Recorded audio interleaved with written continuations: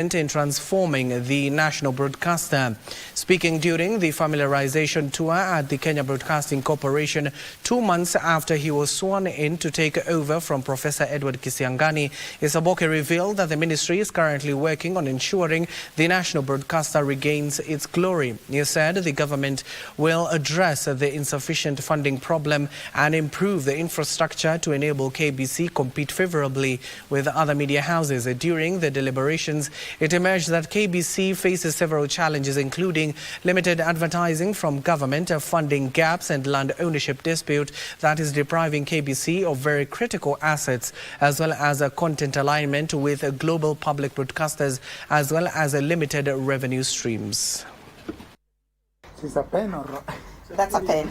That should stay in your desk. KBC, so you end up anywhere. The MDS raised a couple of issues around, funding and infrastructure and some of the people issues, because I think people, staff are important to us. Those issues we are alive to. We've seized them and working with management and the board, we shall see how we will support to actually get them addressed. So that some of them need policy interventions, but that we will socialize through the government structures to ensure that KBC as a public broadcaster and really as one of the leading broadcasters historically revives back and actually gets back its mandate as it was always the case. And I can confirm that the government of His Excellency the President is committed to KBC's transformation and reform.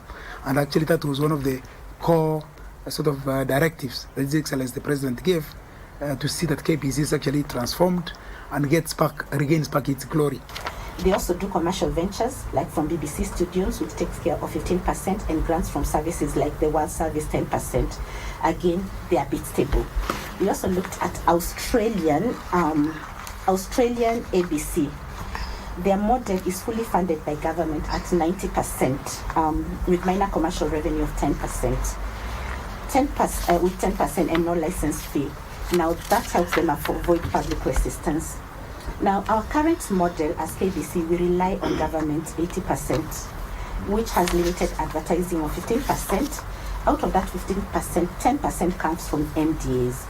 And we have minimal commercial ventures at around 5%. We have no license fee, and funding is insufficient.